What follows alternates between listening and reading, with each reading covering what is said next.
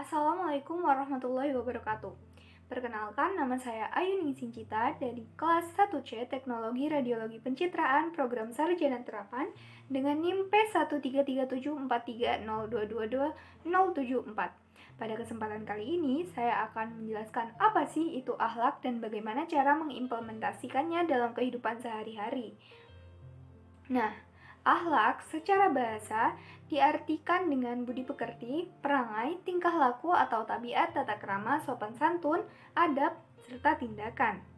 Sedangkan secara istilah, akhlak merupakan tingkah laku atau sikap seseorang yang sudah menjadi kebiasaan setiap individu. Dan kebiasaan tersebut selalu terlihat dalam perbuatan sehari-hari. Nah, akhlak terdapat banyak macamnya. Salah satu implementasikan yang akan saya tunjukkan yaitu akhlak kepada Allah Subhanahu wa taala. Akhlak kepada Allah Subhanahu wa taala dapat diartikan sebagai sikap atau perbuatan yang seharusnya dilakukan oleh manusia sebagai makhluk kepada Allah sebagai Sang Holik. Sekurang-kurangnya ada beberapa alasan mengapa manusia perlu berakhlak kepada Allah Subhanahu wa taala. Yang pertama, karena Allah Subhanahu wa taala yang telah menciptakan manusia. Dia yang menciptakan manusia dari air yang dikeluarkan dari tulang punggung dan tulang rusuk.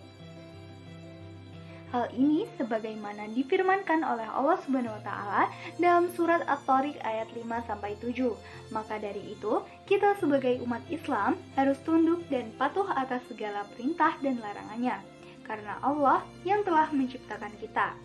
Yang kedua, karena Allah yang telah memperlengkap panca indera berupa pendengaran, penglihatan, akal pikiran, serta hati manusia, anggota badan yang kokoh dan sempurna kepada manusia. Sebagaimana firman Allah Subhanahu wa taala dalam surah An-Nahl ayat 78. Wallahu akhrajakum min butuni ummahatikum la ta'lamuna syai'an wa ja'ala lakumus sam'a wal absara wal af'idah la'allakum tashkurun, yang artinya, dan Allah telah mengeluarkan kamu dari perut ibumu dalam keadaan tidak mengetahui sesuatu apapun, dan Dia memberikan kamu pendengaran, penglihatan, dan hati agar kamu bersyukur. Bersyukurlah kepada Allah karena telah memberikan kenikmatan penglihatan dan pendengaran, karena tidak semua orang diberikan kenikmatan tersebut.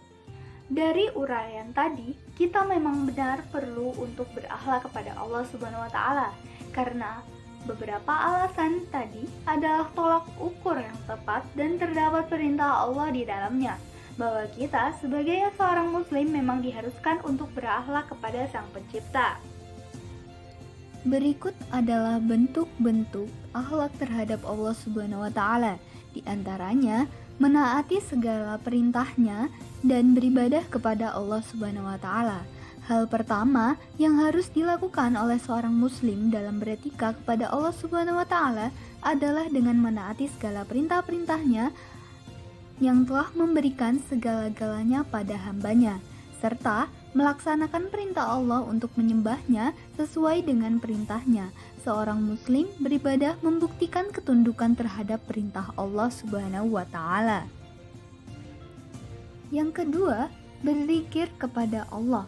Mengingat Allah dalam berbagai kondisi, baik diucapkan dengan mulut maupun dalam hati.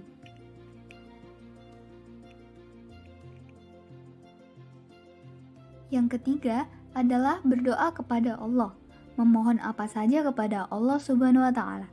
Doa merupakan inti ibadah karena ia merupakan pengakuan akan keterbatasan dan ketidakmampuan manusia, sekaligus pengakuan akan kemahakuasaan Allah terhadap segala sesuatu. Yang keempat, tawakal untuk Allah Subhanahu wa taala, yaitu berserah diri sepenuhnya kepada Allah Subhanahu wa taala dan menunggu dari suatu keadaan. Tawakal bukan berarti meninggalkan kerja dan usaha. Dalam surah Al-Mulk ayat 15 dijelaskan bahwa manusia disyariatkan berjalan di muka bumi untuk mencari rezeki dengan berdagang, bertani, dan lain sebagainya. Yang terakhir yaitu tawaduk kepada Allah Subhanahu wa taala, yaitu hati yang rendah di hadapan Allah Subhanahu wa taala, mengakui bahwa kita adalah makhluk yang hina di hadapan Allah yang Maha Kuasa. Oleh karena itu, tidak layak jika hidup dengan angkuh dan sombong, tidak mau memaafkan orang lain, dan pamrih dalam melakukan ibadah untuk Allah Subhanahu wa taala. Dan yang terakhir, ridho terhadap ketentuan Allah Subhanahu wa taala. Etika berikutnya yang harus dilakukan seorang muslim terhadap Allah Subhanahu wa taala adalah ridho terhadap segala ketentuan yang telah Allah berikan pada dirinya, seperti ketika ia dilahirkan, baik dari keluarga yang berada maupun keluarga yang kurang mampu, bentuk fisik yang Allah Subhanahu wa taala berikan padanya, atau hal-hal lainnya. Karena pada hakikatnya sikap seorang muslim senantiasa yakin terhadap apapun yang Allah Subhanahu wa taala berikan padanya, baik yang berupa kebaikan atau yang berupa keburukan. Rasulullah SAW bersabda, "Sungguh mempesona perkara orang beriman, karena segala urusannya adalah dipandang baik bagi dirinya. Jika ia mendapatkan kebaikan, ia bersyukur, karena ia tahu bahwa hal tersebut merupakan hal terbaik bagi dirinya. Dan jika ia tertimpa musibah, ia bersabar karena ia tahu bahwa hal tersebut merupakan hal terbaik bagi dirinya." Hadis riwayat Bukhari.